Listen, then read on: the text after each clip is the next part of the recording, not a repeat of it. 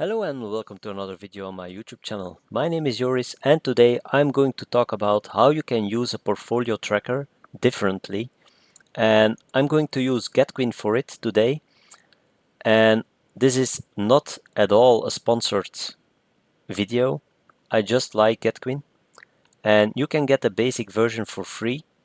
So there you have the portfolio tracking, and you can do it by yourself by entering all your trades yourself, or you can do it automated for some brokers. You can also have the overview of the dividends in the past and in the future, and that can be then in the future an estimate or just a date. And this is why I'm making this video right now. And if you want premium, then you get a lot, but you have to pay for it. And unfortunately, a lot of info for dividend investors is behind the paywall.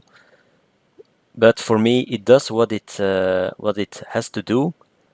So portfolio tracking and giving an overview of the dividends in the past plus the future. And it was originally made for European investors, so it's a German app, and all the tickers symbols are originally in German. So from Germany, so when you are looking up GLDV, you have to put in ZPRG and not GLDV. You will not find it with that one. So for some ETFs, you have to make a little bit of a hassle in just ETF to find it, but I will show you in a minute. And I have to say that what I'm going to show you, you can do it in any portfolio tracker, but in GetQueen it goes actually quite fast. So that's why I like GetQueen also a lot. So entering your trades yourself, it goes actually quite fast. So how can you use it differently? Well, you know my slides. So this one is from SGPX, but it's already outdated. So I'm going to go over it fast. So you know the performance of the past 5 years and since its inception. You also know when the dividends come and how much they were in the past. So it's a good information slide to go over the ETFs that are around the region quite fast, and that's why I like it to make videos with that kind of a slide. But if you have to invest constantly, like I always say that you have to do, so invest regularly every month, every quarter. If you don't are able to save that much money, try to save yearly. And that slide does not give all information for investing in that way. So you can use just ETF to get an idea how the ETF is performing over a period of time. But calculating with real figures is the real deal, and that is what you can do in GetQueen or any other portfolio tracker. I also tried it with my Excel spreadsheet, but it wasn't that visually attractive. So I will show you in a minute. And how can you use it differently? Well, let's have a look. So you know my Excel sheet from SGPX. So my wife and I, we invest every 3 months, we invest 900 euros into SGPX. And yeah, I already showed this one. This number is probably, when you know my channel, is a surprise, but it's because our portfolio value went above 50,000 Swiss francs, and on Swiss quotes, then the quarterly fee that you have to pay went up from 20 to 25 Swiss francs. So with the additional tax now it's 27.03 Swiss francs. So that's quite a lot. I'm not that happy about it, but on the other hand, our portfolio value went up above 50,000, so I'm happy with that for sure. So then we have the CHDVD and the CHSPI, where is it? This one, CHSPI investment that I used to have the ETF fight between CHSPI and CHDVD, and I tried to make it a bit more visual with these two slides in it, with graphs in it, and it's a nice depiction, but it doesn't have the same feeling as working in just ETF. So here you see SDGPX in orange, you see TDIF in blue, you see VHYL in red, and you see the GLDV in gray. So here you immediately see for a one-time buy of the ETFs, so at the beginning of July 2016, because then I think that the GLDV started. I can be wrong, or the VanEck started in 2016, or was it this one? No, this one is 2009. So you see for that time that the TDIF one performed the best, but it's also for a one-off buy, and that is when Getcoin comes into play. But first I'm going to show you where you can find then the German numbers, the German way of finding it. So with ISPA instead of SDGPEX. So I'm used to saying this ticker or symbol, of course, but in Getcoin I always have to take ISPA, and for GLDV I have to take the ZPRG. So, and what I did is for these four ETFs, so you have the VanEck one, and you can go to allocation, you can go to dividends or your portfolio, but so your allocation there, the allocation of the ETF, there you can see the region breakdown, the sector breakdown, and the biggest positions.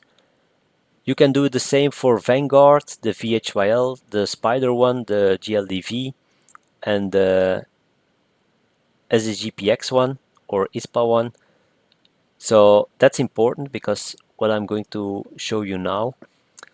So here you have the allocation and it's blocked behind the premium paywall. But if you extract those numbers on the individual pages of the ETF to an Excel sheet, you know your percentages of your positions in your portfolio, then you can calculate this actually yourself. For the it's a bit more complicated, of course, for the stocks, because you can go quite far actually. So here it's only 10, but on your phone you can say every time see all, and then you see all the positions. So you can look at all the positions, especially from VHYL. They have over 1,000 positions. So if you want to do it yourself, the deep dive, then you're going to have a lot of work. So it's smart of them to put it behind the paywall, of course, but for me, I don't need it. So now for what I actually did. So for all these ETFs, I made a separate portfolio, and for these portfolios, then I added transactions, and I started in 2018. So I put in ISPA here. You can click on it, and then you can go to 2018 January, and it was the 3rd of January because the 2nd of January is always a holiday here in Switzerland. And then I calculate for all these transactions, I calculate up to 900 Swiss francs. So not the same as what me and my wife do, up to 900 euros every 3 months. But in this case, every quarter, at the beginning of the quarter, I invested,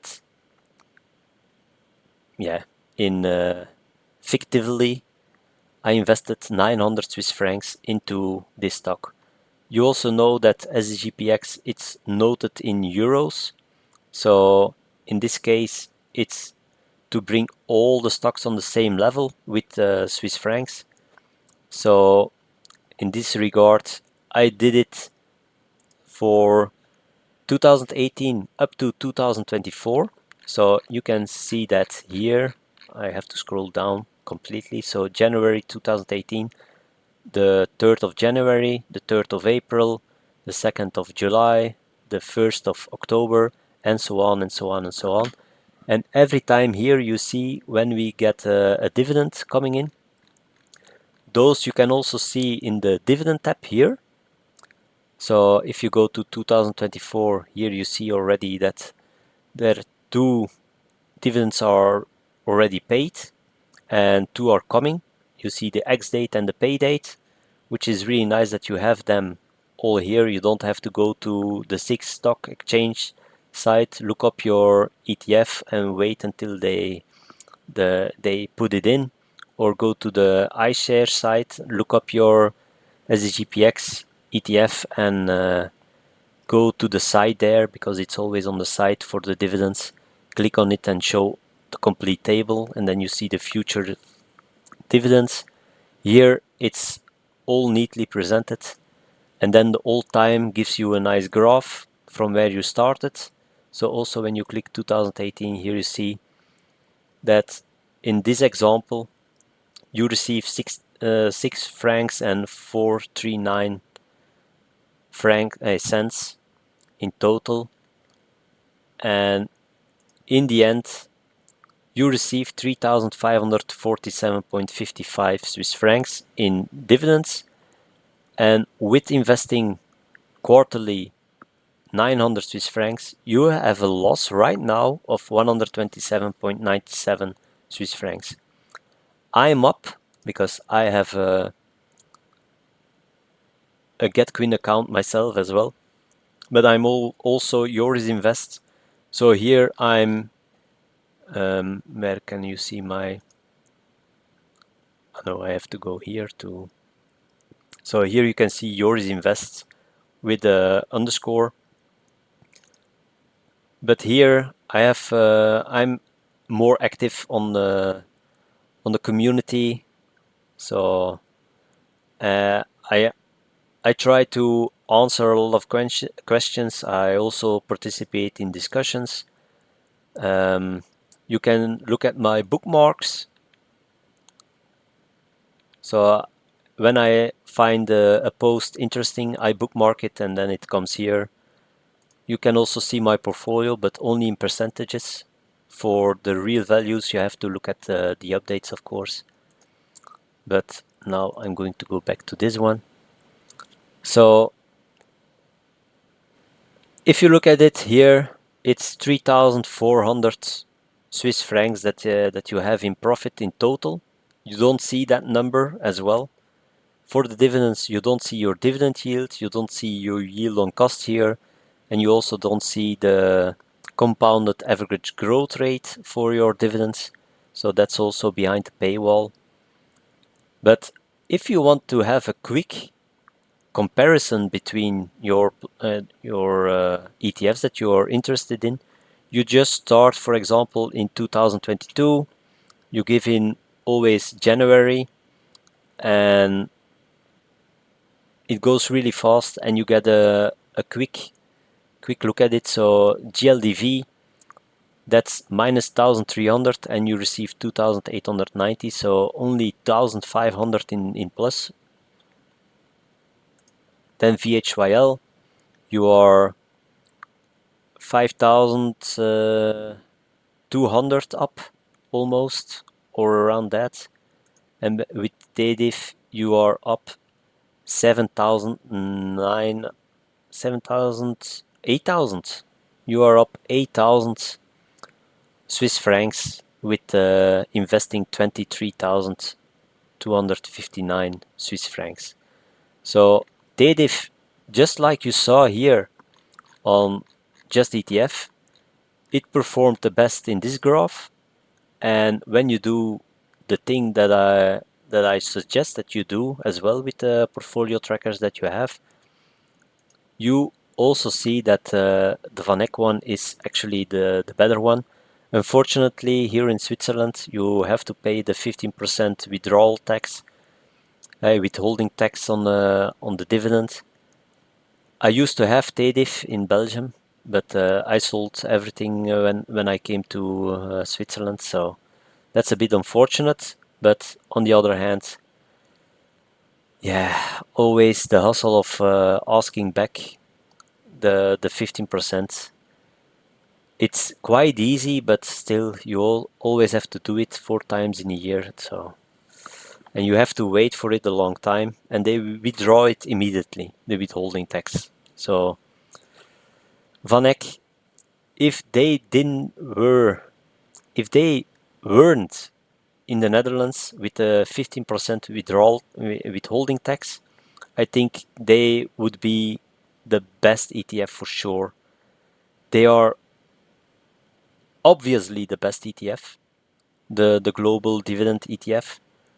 But yeah, people are holding back because of the 15%. So Vanek, when you are watching this, please lobby with the Dutch government and to the European people that they have to make sure that there is a general agreement about dividends and that the 15% withholding tax is just, yeah, gone. That would be so much better for all of us European continent inhabitants, and it would be better for you as a company as well. But here you can see only the gain and loss value on the total position. So actually there should be a column here with received dividends behind it. That would be nice if they would do it. They have room to do it, so it would be nice if they have time and they listen to this one to add here a column that you can see immediately how much dividends you received as well. The order stays the same, but yeah, you will see a lot more of these calculations, and then I will always use the aggregated one to depict the ones that I'm comparing. So what you can do, for example, is when you click here and you go to the TADIV one and you say, I don't want it into the aggregation, you click it out and then it's gone from the aggregated portfolio. And then you see the 3 ETFs that my wife and I have in our portfolio, and you see how the dividends are distributed. And you see that, as I said in a previous video, with those 3 ETFs, you have a distribution in every month. And the TADIV one, you can replace the VHYL by the TADIV one if you prefer it. But the Vanguard one is actually the second best one. So it's up to you what you decide. You can also say, okay, I take the iShares one, the Vanguard one, and the TADIV one, and I leave the GLDV out. But that's totally up to you. So yeah, I like GetQueen a lot. The disadvantage is that a lot is behind the paywall, but you can certainly use it like this. It takes a bit of work, but then at least you have a constant inflow of money and an averaging out of your cost basis, and then you truly see what is possible with the ETF. And it's always the past that you are looking at, and that's no guarantee for the future, of course, but it gives you a feel. So if you look at the SDGPX one and you look at the maximum graph, and it goes down enormously here, so you are minus 31%. That's a huge loss. A lot of people will panic, but look at this. It recovered in about a little bit over a year. It recovered and it was up 10%. And then again, it went down till the end of October of 2023. and then it started rising again. So it goes quite fast with ETFs, and investing regularly reduces your cost basis when the ETF goes down a lot. And later on, buying here and here and here, this is actually quite good when you do it. So when you look at the graph, the maximum graph here, and you buy it here, your average dividend yield is gaining a lot from buying at the dip. Of course, yeah, it's here the dip was just before the buy that we did in April 2020, but beggars can't be choosers. So here it's just theoretical, and you can do it yourself as well. So with that being said, I thank you for watching to this one. Please consider subscribing, hitting that like button as well. It helps out the channel enormously. And thank you for watching this one, and see you on the next one on my YouTube channel. Bye.